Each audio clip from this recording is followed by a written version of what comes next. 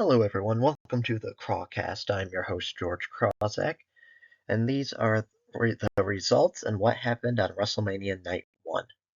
The first match was Rhea Ripley versus Becky Lynch. I thought it was a good match. It was fine.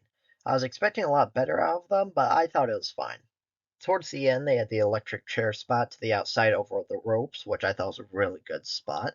I also thought the ending was really good with the two riptides, one in the corner and then the next as a normal one. Overall, I don't know if Becky's fever played a role in this, but or my expectations are maybe a little too high, but I thought it was a decent match. The next one is the six-pack ladder match. This I thought was pretty good. It was just a little bit weird how it was structured. There wasn't as many spots as I expected, and when A-Town Down Under won, it just kind of happened. It was a bit odd. There was no real build up or a good moment or anything. They kind of just grabbed the titles and won them. Kind of didn't make a lot of sense to me. And I also didn't really like how, as soon as they won the titles, they were taken out of the match. So they really didn't have a shot at getting the other titles. I know they wouldn't have won them anyways, but still, it'd been nice knowing they at least had a shot at them. And I thought the best moment of the match was the insane tornado DDT from Johnny Gargano to Pete Dunne. I also thought it was a bit awkward when the ladder was falling apart and Damian Priest was trying to climb it, and then the referee kind of told him, hey, you can't climb it. I thought that was a little bit awkward. But it was a nice moment when R-Truth and The Miz won at the end. Overall, it was a pretty decent match. Kind of slightly underwhelming and slightly short for a WrestleMania ladder match, but I thought it was pretty good. The next match is Rey Mysterio and Andrade versus Dominic Mysterio and Santos Escobar. I actually thought this match was pretty good. They had some nice spots, and honestly, it felt like not necessarily so much a WrestleMania match, more like a main event of Raw or SmackDown. But it was pretty cool to see Jason Kelsey and Lane Johnson in Philadelphia. It was nice to get those moments. And I kind of felt bad for Lane Johnson because he was a little bit overshadowed by Jason Kelsey because everyone knows who Jason Kelsey is. But hey, right tackles need some love too. Overall, it was a pretty cool moment to see the Eagles players in Philadelphia, and it was a pretty decent match. The next match is Jey Uso versus Jimmy Uso. This match was kind of underwhelming. It feels like when you pick the same characters and you're playing a match in 2K and they have the same moveset, there are way too many super kicks. And honestly, it felt like to the point where the move seems kind of dead now. Like in almost every single match, you see a super kick. Like it was cool when Shawn Michaels did it, because it was like a once per show kind of thing. But now it's just in every match, and it kind of feels like the move's been toned down so much where no one really cares anymore. And I thought since they knew each other so well, there'd be some cool counters to each other's moves, and that really didn't happen. There was one spot that was supposed to be hugely dramatic, where Jimmy was apologizing to Jay, and they wanted to get back together, and it just felt like nobody in the crowd cared or believed it. And I think if they had this match right after SummerSlam, right after Jimmy turned on Jay, I think it would have been pretty cool and a lot of people would have been into it. But since it's been so long since that moment, I just don't think anybody cares anymore. And honestly, I think they should kind of leave it here.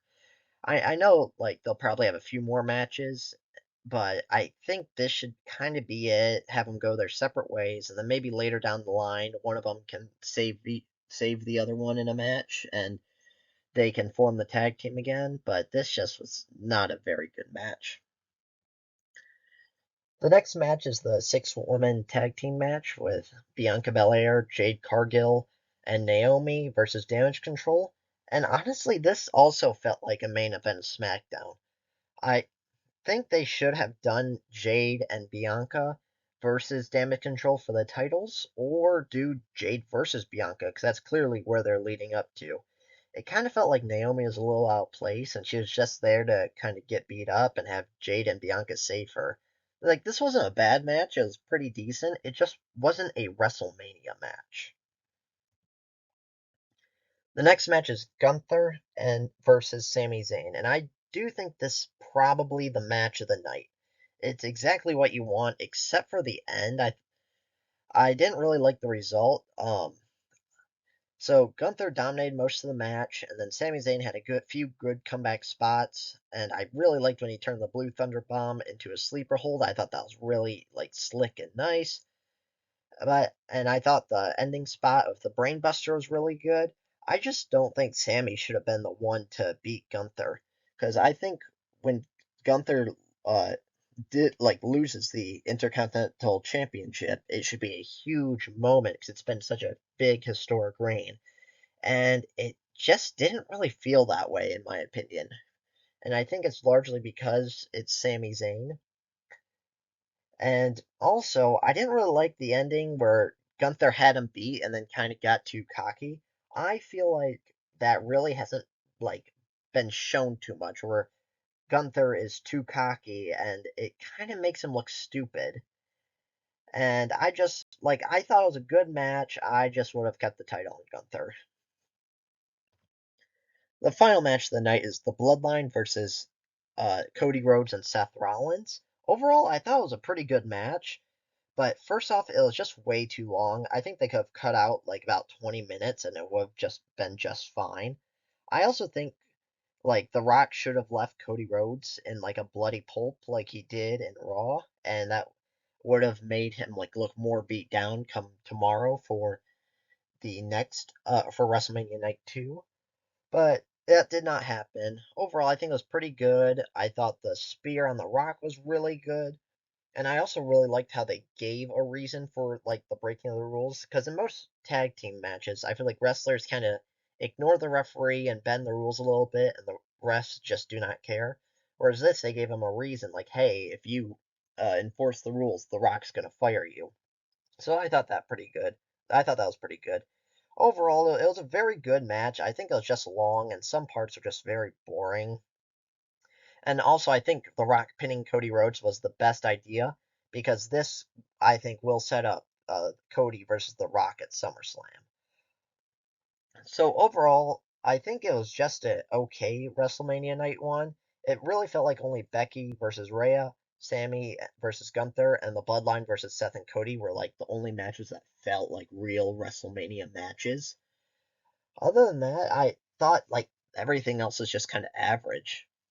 So this has been the Crawcast. Please make sure you like and subscribe and comment your thoughts down in the description.